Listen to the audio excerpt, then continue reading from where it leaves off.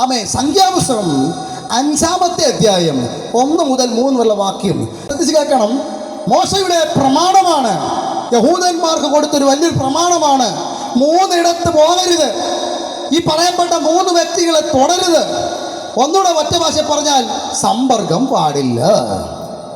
സകല സ്രവക്കാരനെയും ശവത്താൽ അശുദ്ധനായ ഏവനെയും ശവത്തെയും തുടരുത്.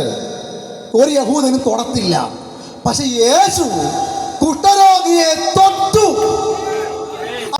അപ്പൊ കുഷ്ഠരോഗി പറയാ, സാറേ ഞങ്ങൾക്ക് അതിന്റെ ആവശ്യമില്ലെന്നല്ല പറഞ്ഞേ, അങ്ങയ്ക്കും മനസ്സുണ്ടെങ്കിൽ. ഞങ്ങൾ ആരെയും നിർബന്ധിച്ച് യേശുവിനെ ഏൽപ്പിക്കുന്നില്ലെന്നേ. മനസ്സുണ്ടെങ്കിൽ സൗഖ്യമാകുവാൻ നിനക്ക് മനസ്സുണ്ടെങ്കിൽ എന്ന് യേശു ചോദിച്ചേ. തൊട്ടു. തൊട്ടപ്പോ യേശു അശുദ്ധനായില്ലെന്ന്, അശുദ്ധൻ വിശുദ്ധനായി. അതുകൊണ്ടാണ് ഇവിടെ ഞങ്ങൾ വന്നിരുന്ന് പ്രസംഗിക്കുന്നേ. 2, സ്രവക്കാരനെ തൊടാൻ പാടില്ല. ഒരുപാട് ഐറ്റം ഉണ്ടെങ്കിൽ പ്രധാനപ്പെട്ട സഹോദര ഒരു കാര്യം, രക്തസ്രവക്കാരി യേശുവിനെ തൊട്ടു. അയ്യോ ഇത്ര ദിവസം മാറി നിൽക്കണം, അശുദ്ധിയാണ്, യേശുവിനെ ഒന്നുകൂടെ ഒന്ന് കുളിപ്പിച്ച് നിർത്തണമെന്ന് ആരും പറഞ്ഞില്ല. യേശുവിനെ തൊട്ടപാട് ഇവളുടെ രക്തസ്രാവം നിന്നു.